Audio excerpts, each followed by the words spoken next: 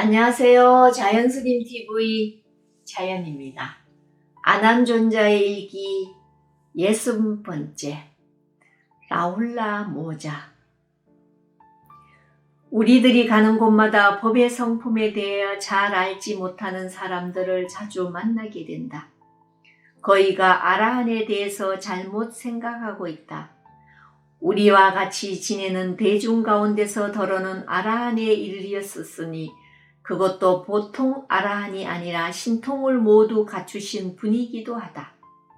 신통을 얻으신 분들의 능력을 뵌 적이 있는 이들은 모든 일을 그 신통으로 해결할 것이라고 생각한다. 더러는 모든 고통이 사라진 니빠나의 법을 얻었으면서도 아픔의 고통을 만나는가 하고 의심을 하기도 한다. 진리에 대해 무관심한 사람들에게는 대답하기가 쉽지 않다. 사실 니빠나의 법에는 고통이 먼지만큼도 없다. 고통의 그림자도 없다. 그러나 그러한 니빠나를 현재 대상으로 하는 이들이 모든 고통을 그치게 하지는 못한다. 피와 살로 된 이 몸 때문에 아프고 저리는 통증을 피할 수 없이 받아야 한다. 배고픔이 괴롭혀 오기 때문에 아침마다 걸식하러 가야 한다. 그분들이 얻은 도의 법은 뜨거운 마음과 거친 마음이라는 번뇌들을 빼어버릴 수 있다. 그러나 몸이 뜨겁고 거칠어져서 생겨나는 고통스러운 느낌은 도의 법으로 빼어버리지 못한다. 선정신통으로 가끔씩 막아낼 수는 있지만 모든 시간을 다 막을 수는 없다.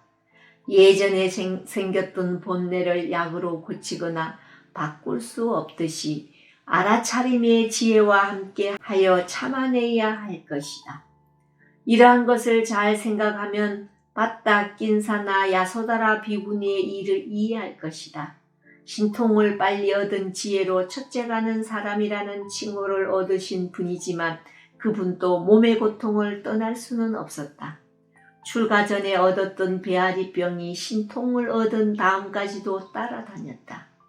출가 전에는 병에 따른 약도 있었다. 그 병이 일어났을 때 그에 맞는 약도 쉽게 준비할 수 있다. 병에 맞는 약을 먹으면 고통을 오래 받지 않아도 된다. 그러나 지금 빌어서 먹는 것만 가지고는 자기 스스로 약을 준비할 수 없다. 부자나 가난한 일을 가리지 않고 집집마다 얻고 그 얻는 대로 만족해야 한다.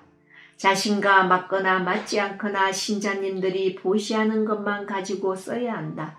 신심으로 보시한 신노님들의 공양을 나와 맞지 않다고 거절할 수는 없다. 나에게 무엇이 좋다고 입을 열어서 요구할 수도 없다. 친척도 가까이 없다. 4가지 물건이 필요하면 언제든지 청하라고 한 신도도 없었다.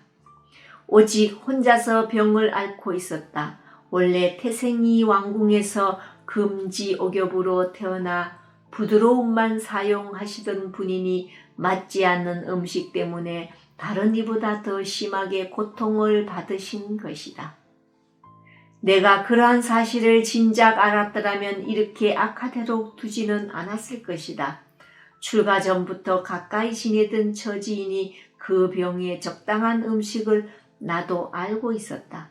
그러나 그분께서는 나에게 알리지도 않으셨고 나도 비구니 절에 설법하러 가는 차례가 아니어서 그들이 지내는 절에 갈 일도 없었다.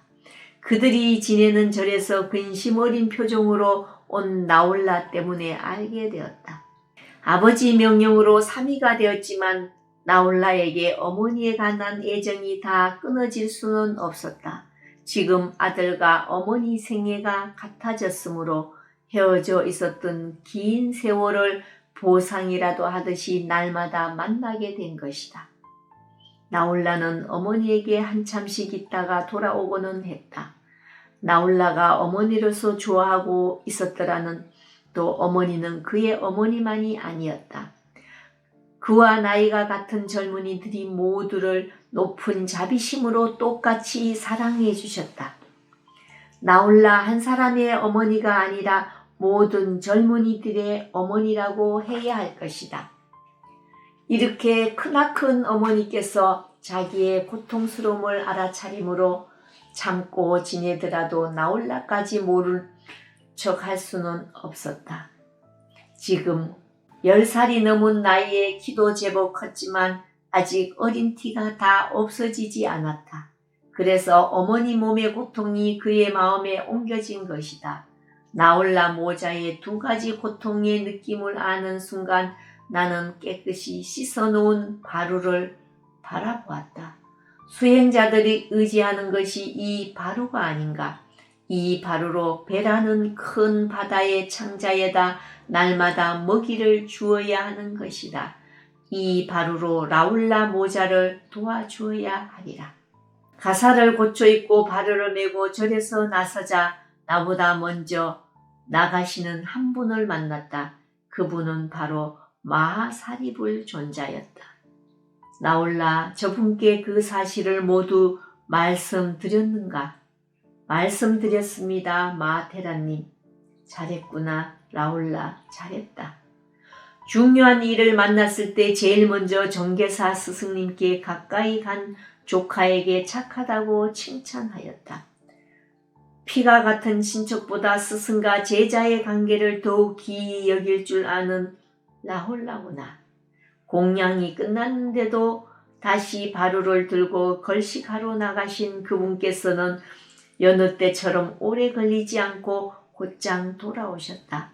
바루에는 설탕을 넣은 망고즙이 가득했다. 왕궁의 야소다라였을 때는 늘 먹던 것들이었다. 마하사리불 존자께서 바루를 라홀라에게 넘겨줄 때 왕궁에서 보낸 심부름꾼 한 사람이 따라왔다. 그는 마하사리불 존자님의 특이한 행동을 알아보려고 왕이 보낸 사람이었다. 그 병에 적당한 것을 얻기 위해서 마하사리불 존자께서는 정오 직접 급한 시간에 꼬살라 왕궁에 가셨다.